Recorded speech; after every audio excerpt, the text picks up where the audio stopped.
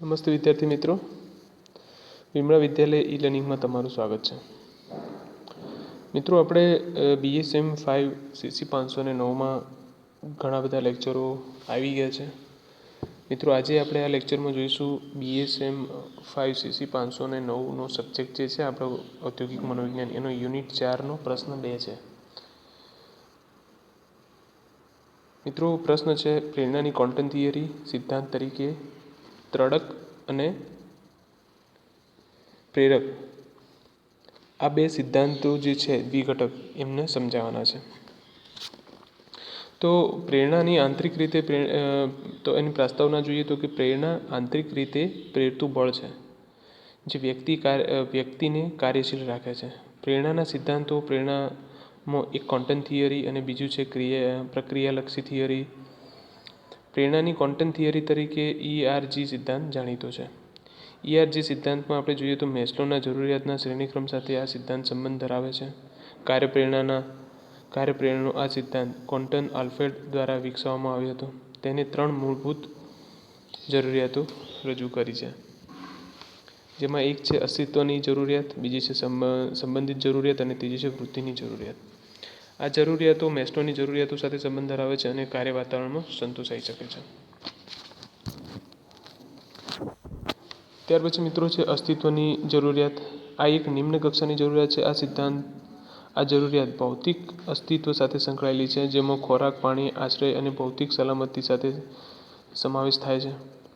Company આ જરૂરિયાતોને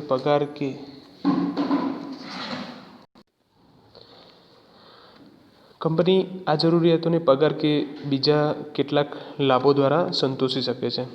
મિત્રો, બીજું છે સંબંધિત જરૂરિયાત. આ જરૂરિયાતોમાં બીજા લોકો સાથેની આંતરક્રિયાનો સમાવેશ થાય છે, જેમાં સામાજિક સંબંધોને લીધે આવેગિક ટેકો મળે છે, આદર મળે છે, સ્વીકૃતિ મળે છે. આમ જરૂરિયાતો સહકાર્યોની જરૂરિયાતો સંતોષી શકે છે. મિત્રો, ત્રીજું છે વૃદ્ધિની જરૂરિયાત. આ જરૂરિયાત સ્વ ઉપર ભાર મૂકે છે, જેમ કે વ્યક્તિગત વૃદ્ધિ અને વિકાસની જરૂરિયાતો. આ જરૂરિયાતોમાં કૌશલ્ય અને ક્ષમતાના પૂર્ણ ઉપયોગથી સ્વ-ગૌરવની અને સ્વ-આવિષ્કારની જરૂરિયાતોનો સમાવેશ થાય છે. વ્યવસાય વ્યક્તિની વૃદ્ધિ જરૂરિયાતોને સંતોષી શકે છે. ERG જરૂરિયાતો શ્રેણીક્રમમાં ગોઠવાયેલી હોતી નથી. આ જરૂરિયાતો એકી સાથે આપણે સમજાવી શકીએ છીએ. જરૂરિયાતોના સંતોષનો એક સમૂહ એ બીજા ઉચ્ચ જરૂરિયાતના ઉચ્ચ તરફ લઈ જતો નથી. આમ છતો સંબંધોની હતાશ અથવા સંબંધોની જરૂરિયાતોનો અસ્તિત્વની જરૂરિયાતના રિઝર્વેશન તરફ દોરી જાય છે. આલ્ડેરફેરે સૂચવ્યું છે કે વ્યક્તિ એક જરૂરિયાત જવા દે અને વધારે જરૂરિયાત તરફ ધ્યાન કેન્દ્રિત કરે તેવું બની શકે, જેમ કે કર્મચારીને આવેગિક સમર્થન ન મળે અથવા સ્વીકૃતિ ન મળે તો તેઓ ઉચ્ચ પગાર અથવા સારી સ્વાસ્થ્ય સંભાળ માટે માંગણી કરી શકે છે. આ એક બીજી જરૂરિયાતોને સંતોષવા નિષ્ફળ થવાથી ઊભું થતું વર્તન છે. મેસ્લો માને છે કે એકવાર જરૂરિયાત સંતોષાય તે પછી વ્યક્તિ લાંબા સમય સુધી કાર્ય કરવા પ્રેરાતી નથી. આનાથી ઉલટું આલ્ફ્રેડે કહ્યું છે કે જરૂરિયાત સંતોષવાથી તેની ક્ષમતા વધી જાય છે. જેમ કે વ્યવસાયમાં ખૂબ જ પડકાર હોય છે, સર્જનાત્મકતા હોય તો વૃદ્ધિ જરૂરિયાતમાં દૃઢ બને છે અને કર્મચારીને વધુ પડકાર લેવા માટે પ્રેરે છે. ERG સિદ્ધાંતને અંતઃસ્ફુરણાત્મક અપીલ છે અને કર્મચારીના સંતોષ માટે તે જરૂરિયાતોના શ્રેણી સિદ્ધાંત કરતાં વધારે સીધી રીતે વ્યવહારમાં લાગુ પાડી શકાય તેવી છે.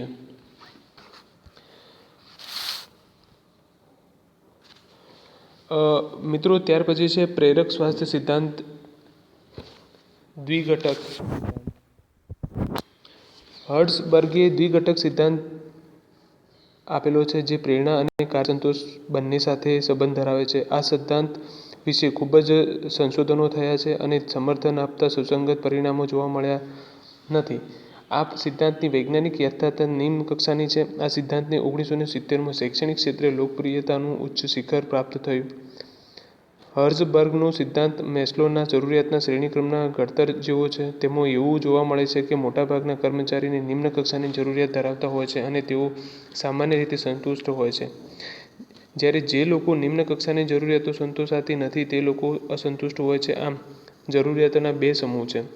એક છે પ્રેરકની જરૂરિયાત, બીજી જે કાર્ય સંતોષ લાવે છે, અને બીજી છે સ્વાસ્થ્યની જરૂરિયાત, જે અસંતોષ લાવે છે. પ્રેરકની જરૂરિયાત મેસ્લોની સ્વ-આવિષ્કારની જરૂરિયાત જેવી જ છે. આ ઉપરાંત તે આલ્ડરફેરની વૃદ્ધિની જરૂરિયાત જેવી છે. આ જરૂરિયાત ઉદ્દીપન કરવાની કાર્ય સંતોષ જાય ત્યારે સંતોષાય છે. સ્વાસ્થ્યની જરૂરિયાત એ મેસ્લોની શારીરિક સલામતી અને પોતીકાપણાની જરૂરિયાત જેવી છે. મેસ્લો અને હર્ઝબર્ગ બંને એ બાબત પર ભાર મૂક્યો છે કે વ્યક્તિ ઉચ્ચ જરૂરિયાતોના સંતોષ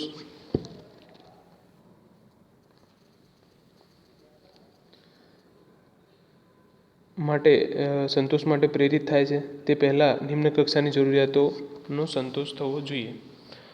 હર્ઝબર્ગે આંતરિક કાર્ય ઘટકોના મહત્વ ઉપર ભાર મૂક્યો છે. આ ઘટકો કર્મચારીને કામ કરવા પ્રેરે છે. જો પ્રેરક કર્મચારીને ઉત્તમ રીતે કાર્ય કરવા માટે પ્રેરે તો તેમાં કાર્ય પ્રત્યેની વિધાયક મનોવલણ લાવવા માંગતો હોય તો પછી પ્રેરકની જરૂરિયાતો સંતોષાય અને તેને મહત્તમ તકો મળે તે રીતે કાર્યની પુનઃરચના કેમ ન કરવી?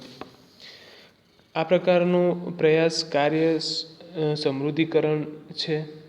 હર્ઝબર્ગે કાર્ય સિદ્ધાંતમાં કેટલાક માર્ગોનું સૂચન કર્યું છે. જેમાં પહેલો માર્ગ છે કર્મચારી ઉપર સંચાલકોના કેટલાક નિયંત્રણોને દૂર કરો અને કાર્ય માટે તેમની જવાબદારી વધે તેવા પ્રયત્નો કરો. આમ કરવાથી કર્મચારીની સ્વાયત્તતા, સત્તા અને સ્વતંત્રતામાં વધારો થશે.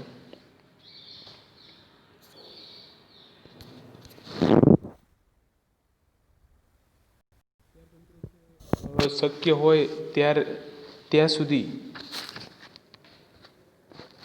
સંપૂર્ણ કાર્ય અને કુદરતી કાર્ય એકમ યુનિટ ઊભું કરો, જેમ કે કર્મચારીને સમગ્ર યુનિટ જાતે બનાવવાની છૂટ આપો. ત્રીજું છે કર્મચારીને પડકાર, નવીન કાર્ય સેવા માટે પ્રોત્સાહન આપો જેથી તેઓ અમુક કાર્યમાં નિષ્ણાત બને.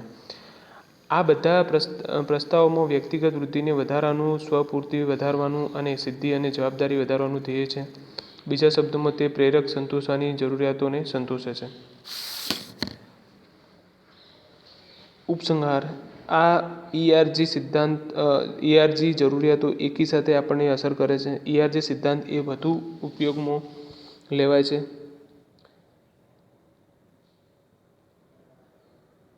કારણ કે તે કર્મચારીના વ્યવહારમાં સરળતાથી લાગુ પાડી શકાય છે. હર્ઝબર્ગે પ્રેરક સ્વાસ્થ્યના સિદ્ધાંત રજૂ કર્યો છે. આ સિદ્ધાંત મેસ્લોના શ્રેણીક્રમ જેવો જ છે. આમ, આ સિદ્ધાંતો ખૂબ જ અગત્યના છે. મિત્રો, હવે આપણે પ્રશ્ન 3 જોઈએ, જે છે પ્રેરણાની ક્વોન્ટમ થિયરી તરીકે કાર્યશીલતાનો સિદ્ધાંત. પ્રેરણાની ક્વોન્ટમ થિયરીમાં આપણે પ્રસ્તાવના જોઈએ તો પ્રેરણાની ક્વોન્ટમ થિયરીમાં કાર્ય લાક્ષણિકતાનો સિદ્ધાંત સમાવિષ્ટ છે. કેટલાક વર્તનો એવા હોય છે જે સ્વાભાવિક રીતે કાર્યવર્તન અને મનોવલણોને પ્રભાવિત કરે છે. આ અંગે સંશોધનો કરી આવા વર્તનો શોધી કાઢવામાં આવ્યા છે. ત્યાર પછી છે મિત્રો કાર્યશીલતાનો સિદ્ધાંત. બે વૈજ્ઞાનિકો જે રિચાર્ડ હકમાન અને G.R. ઓલ્ડહામે કાર્યશીલતાનો સિદ્ધાંત વિકસિત કર્યો છે. આનો પુરાવો સૂચવે છે કે કેટલાક લક્ષણો એવા છે જે કાર્યવર્તન, મનોવલણને અસર કરે છે, પરંતુ આ લક્ષણો બધા જ કર્મચારીને સમાન અસર કરતા હોતા નથી. આ અંગેના સંશોધનોએ વૃદ્ધિની જરૂરિયાતોમાં વ્યક્તિગત તફાવતો પ્રત્યે ધ્યાન ખેંચ્યું છે. જે લોકો વૃદ્ધિમાં ઉચ્ચ કક્ષાના હોય છે તેઓ કાર્ય લક્ષણના પરિવર્તનથી વધારે પ્રભાવિત થાય છે, જ્યારે નિમ્ન કક્ષાના વૃદ્ધિની જરૂરિયાતોવાળા લોકો આ કાર્યના લક્ષણોથી પ્રભાવિત નથી. વિધાયક કાર્ય લક્ષણની હાજરી કર્મચારીમાં વિધાયક આવેગિક અવસ્થાઓ અનુભવ કરાવે છે. આ પ્રકારની પરિસ્થિતિ તેમને સારું કાર્ય કરવા માટે પ્રેરે છે. આમ, કોઈનું સારું કાર્ય કરવાની પ્રેરણા વૃદ્ધિ અને વિકાસની જરૂરિયાત ઉપર આધાર રાખે છે. આમ, કાર્ય લક્ષણોનો સિદ્ધાંત સૂચવે છે કે અમુક કાર્ય લક્ષણ એવી પરિસ્થિતિ તરફ દોરી જાય છે કે જે પરિસ્થિતિ વધારે પ્રેરક અને કર્તૃત્વનો સંતોષ આપે છે. જો કર્મચારીમાં ઉચ્ચ કક્ષાની જરૂરિયાતો હોય તો આવું બને. આ માટે નીચેની આકૃતિ મહત્વની છે. તો મિત્રો, આ એક આકૃતિ આપેલી છે, તમે જોઈ લો.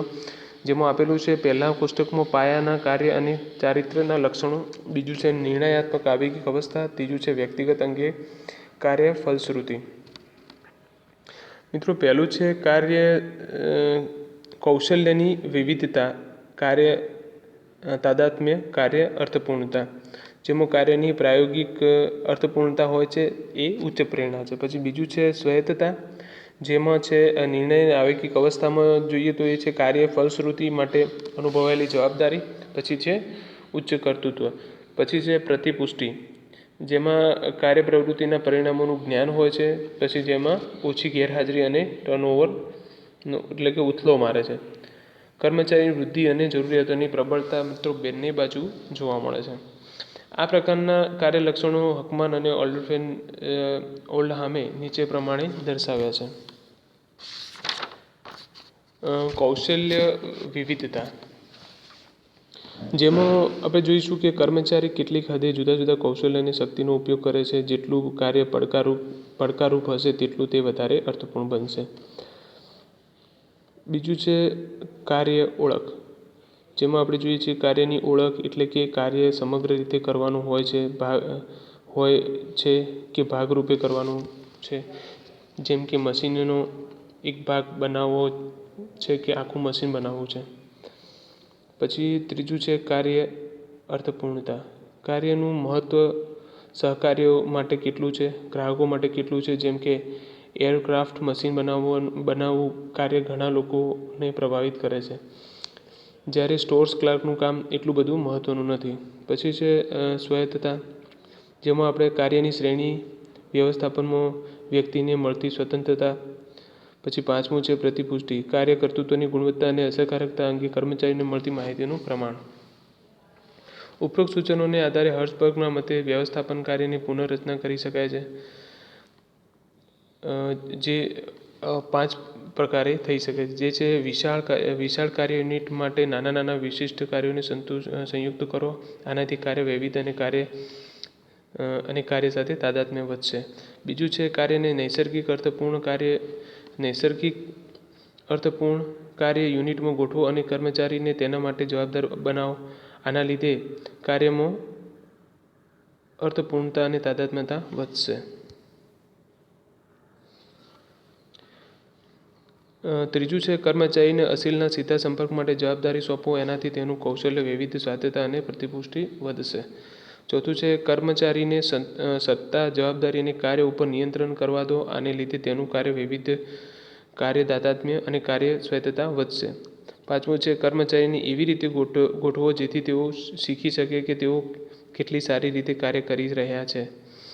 આના લીધે તેમની પ્રતિપુષ્ટિ વધશે. પછી મિત્રો છે JDS એટલે કે હકમાન અને ઓલ્કોઝન દ્વારા જોબ ડાયગ્નોસ્ટિક સર્વે તૈયાર કર્યો હતો, જે 1975-1980માં હતો. આ જે JDS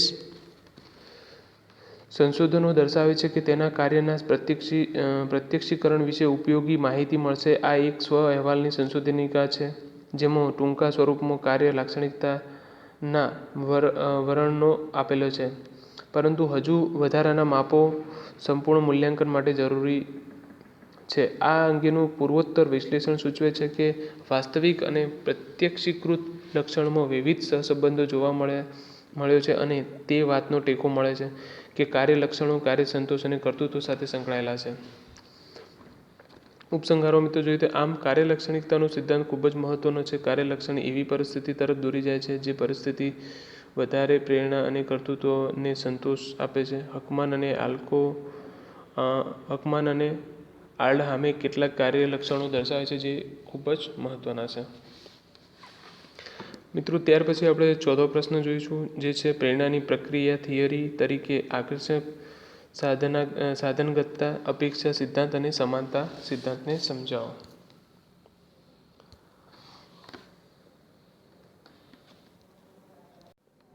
તો મિત્રો હવે આપણે આ પ્રશ્ન જે છે નેક્સ્ટ લેક્ચરમાં જોઈશું. તો મળીએ નેક્સ્ટ લેક્ચર સાથે. Thank you.